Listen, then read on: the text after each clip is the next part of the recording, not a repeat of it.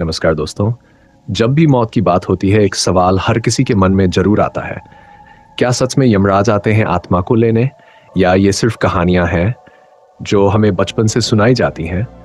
लेकिन जब हम शास्त्रों की ओर देखते हैं तो एक ऐसा सच सामने आता है जो हमारी सोच से कहीं ज्यादा गहरा और रहस्यमय है। गरुड़ पुराण में वर्णन मिलता है कि जब किसी व्यक्ति का अंतिम समय आता है तो उस क्षण को सिर्फ शरीर ही नहीं बल्कि आत्मा भी महसूस करती है। सांसें धीमी होने लगती है और एक अजीब सी शांति या डर व्यक्ति के भीतर उतरने लगता है। उसी समय एक ऐसी शक्ति इस दुनिया में प्रवेश करती है जिसे हम अपनी आंखों से नहीं देख सकते, लेकिन आत्मा उसे स्पष्ट रूप से देखती है। कहा जाता है कि यमराज स्वयं हर किसी के पास नहीं आते, बल्कि उनके दूत, जिन्हें यमदूत कहा जाता है, आत्मा को लेने आते हैं। उनका स्वरूप साधारण नहीं होता। उनकी उपस्थिति ही इतनी प्रभावशाली होती है कि आत्मा तुरंत समझ जाती है कि अब उसका समय पूरा हो चुका है। लेकिन बहुत बड़ा रहस्य छुपा है। हर आत्मा के लिए यह अनुभव एक जैसा नहीं होता। जिन लोगों ने जीवन में अच्छे कर्म किए होते हैं, सच्चाई और धर्म के रास्ते पर चले होते हैं, उनके लिए यमदूतों का स्वरूप डरावना नहीं होता।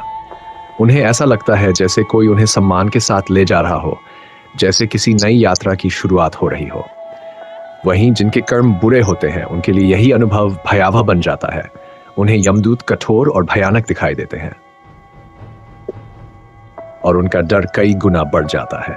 लेकिन सबसे दिलचस्प बात यह है कि यमराज का उद्देश्य सिर्फ सजा देना नहीं है।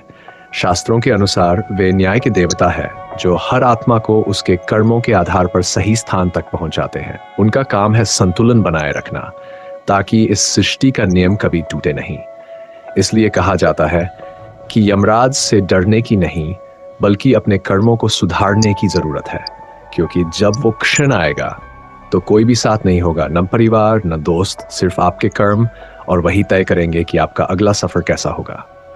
अगर आप ऐसी ही गहरी और रहस्यमय सच्चाइयों को जानना चाहते हैं तो चैनल को सब्सक्राइब करना मत भूलिए, क्योंकि यहाँ हर कहानी आपको उस दुनिया के करीब ले जाती है जिसे हम देख नहीं सकते, लेकिन जो हमेशा हमारे आसपास मौजूद है।